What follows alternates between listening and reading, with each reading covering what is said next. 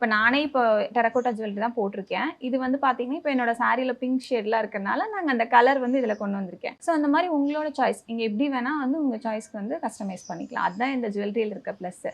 So நம்ம gold ஜுவல்லரிலாம் போனோம்னா, colour கலரா ஒவ்வொரு சாரிக்கு நம்ம ஒண்ணு வாங்க முடியாது இல்லையா? உங்களுக்கு இது வந்து பட்ஜெட் ஃப்ரெண்ட்லியாவும் இருக்கும். ப்ளஸ் உங்களோட சாய்ஸ்ல நீங்க வந்து கஸ்டமைஸ் பண்ணிக்கலாம். இப்போ இந்த பிசினஸ் ஸ்டார்ட் பண்ணும்போது 2013ல ஸ்டார்ட் பண்ணீங்க. ஸ்டார்ட் பண்ணும்போது எவ்வளோ இன்வெஸ்ட் பண்ணி ஸ்டார்ட் பண்ணீங்க? உங்களுக்கு ஷாப் அது இல்லாததுனால அந்த இன்வெஸ்ட்மெண்ட்ல பட் எகைன் நமக்கு இப்போ ப்ராடக்ட்ஸ் வாங்கணும். இப்போ நீங்க ஒரு மண்ணுலாம் சொன்னீங்கல்ல, வாங்கணும். எந்த அளவுக்கு இன்வெஸ்ட்மெண்ட் முதல்ல தேவைப்பட்டுச்சு? இன்வெஸ்ட்மெண்ட் வந்து பார்த்தீங்கன்னா, நான் கொஞ்சம் கொஞ்சமா தான் வீட்ல வாங்க ஆரம்பிச்சேன். ஒரு ரூ. 2000 ரூ. 5000 அப்படின்ட்டு. அது வரைக்கும் கடைசியில போய் நின்ன அமௌண்ட்டும் பார்த்தீங்கன்னா, ஒரு 20,000 to 25,000 இருக்குங்க. அவ்வளோதான்.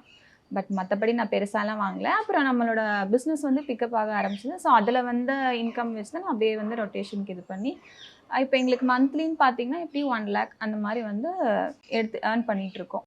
அது நமக்கு அந்த ஃபெஸ்டிவல் சீசன்னா உங்களுக்கு நல்லாயிருக்கும். இல்லைன்னா கொஞ்சம்லாம் டல்லா இருக்க மாரி இருக்கும். அப்புறம் அந்த நவராத்திரி ரிட்டர்ன் கிஃப்ட் அதெல்லாம் நல்லாயிருக்கும். அந்த ஃபெஸ்டிவல் சீசனுக்கு தகுந்த மாரி நம்மளோட ப்ராஃபிட் வந்து அதில இன்னும் நம்ம பண்ணலாம்.